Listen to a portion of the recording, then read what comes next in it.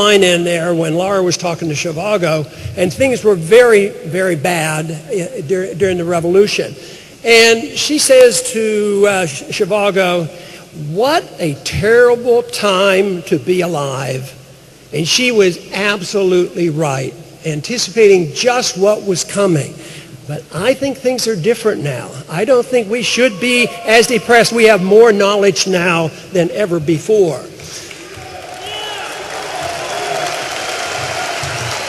We also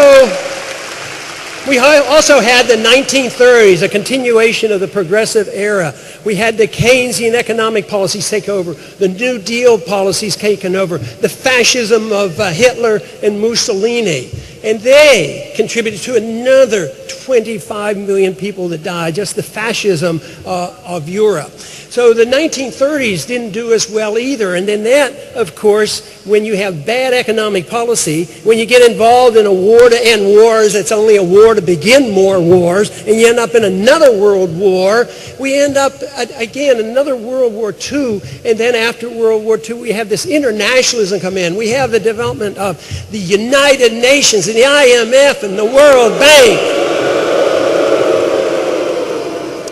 But they set up, of course, they were working toward worldwide currency, so they set up this Bretton Woods agreement on money, which was a total farce. The good economists, the Austrian economists at that time said, it can't work, it won't work. And indeed, when it fell apart, it was a very, very impressive day for me, because like it is tonight, a Sunday evening, it was on a Sunday evening, August 15th, 1971, the Bretton Woods monetary system collapsed. But that was predictable, and that's over with. And there are some, there's no doubt, would like to go back to that. But it also gives us the wonderful opportunity to advance forward. In more recent history, we have had the advancement of these failed policy. The Project for a New American Century. That is you already know there are a bunch of neocons running that show.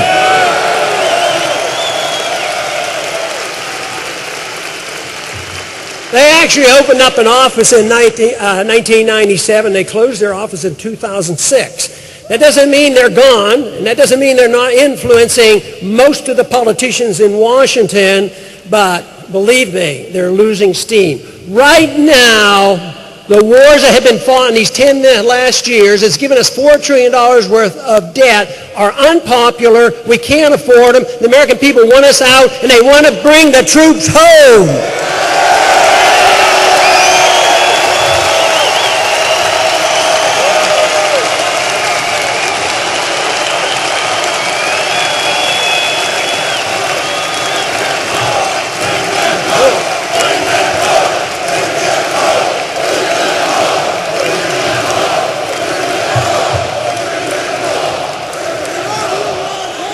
Now, if they don't listen to your shouts, and if they don't listen to common sense, they're going to listen to the facts of life. And the facts of life is we can't afford it anymore. The Soviets didn't leave because they had an enlightenment. They left because they were broke. And they so foolishly got bogged down in Afghanistan. So why don't we wise up and just take care of ourselves and defend our country and not be the policemen of the world?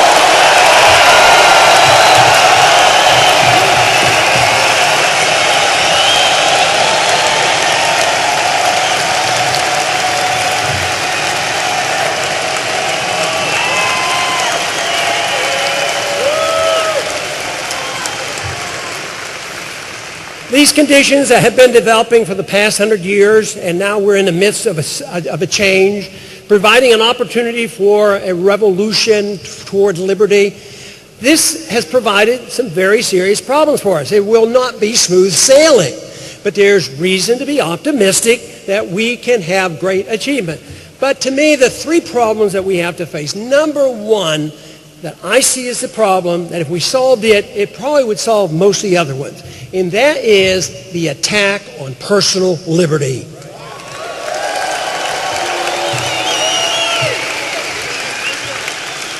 If people truly understood what personal liberty means, that you have self-ownership, that you have a natural God-given right to your life. Therefore, you have a right to your liberty. And we defend all life and all liberty regardless of our judgment about how people are using that liberty.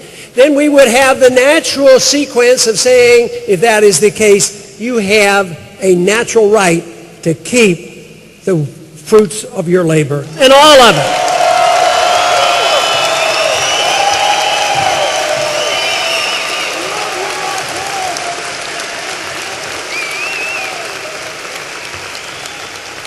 Personal liberty, when it returns, once again, you'll be able to drink raw milk.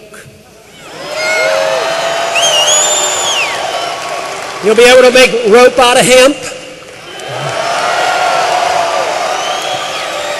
You will be able to feel secure in your houses that the federal government will not be able to spy on you or bust into your house without a search warrant.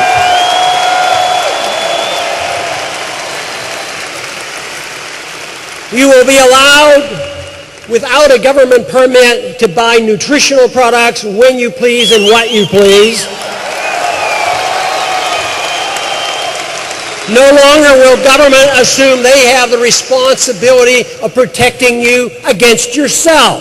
Nobody can do that.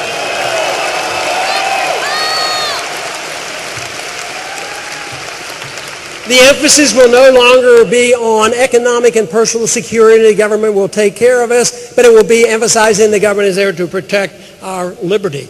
You know, they can give us security, you know, whether it's economic, which always fails, or whether it's personal security. But you will become, if the government said we can provide you perfect security, isn't that what we do with animals that we breed to raise up and eat? I mean, this is what happens. They're secure. You put them in cages or you put them in fields. You fatten them up. You take care of them. They have all the food they want and the best nutrition until it's time to butcher. And this is safe. So what you want is liberty. You don't want this false sense of security that governments cannot give you.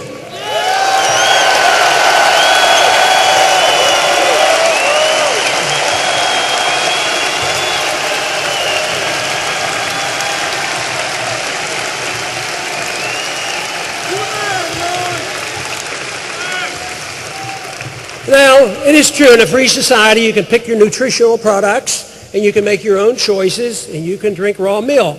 But you also, in a free society, you're allowed to make even more controversial choices. You might even decide to drink alcohol.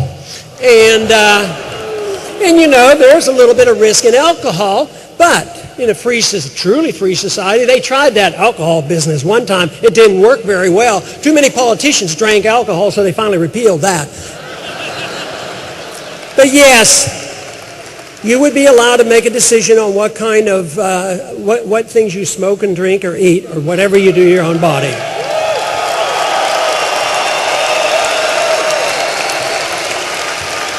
Now, of course, the argument is what would happen to the world if they had freedom of choice to imbibe drugs and all these dangerous things? Well, why don't you go back and look at early American history up until about 1938 and find out how many people were using these drugs in the 19th century. So once again, it's who gets to make these decisions. But the hardest thing for some people to accept, both liberals and conservatives, on this issue of tolerance of your freedom.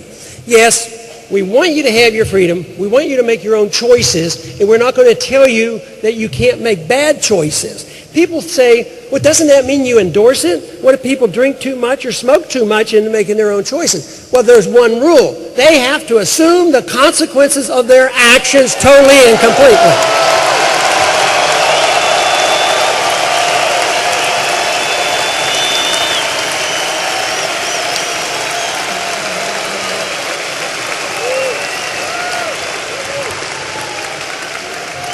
But it is under the pretense of taking care of ourselves that we have this drug war. Our government agencies have been known to be involved in drug trades. Government agents have been involved. The law enforcement agencies have been involved. And guess what? Guess which industry would like to see marijuana never legalized? That's the alcohol industry. How about the drug companies that sell all these tranquilizers, they don't want marijuana legalized either. So there's a lot of special interests that would like to keep drugs illegal. But the attack then is on our liberties. That is the important thing. We want our freedoms to make these decisions, even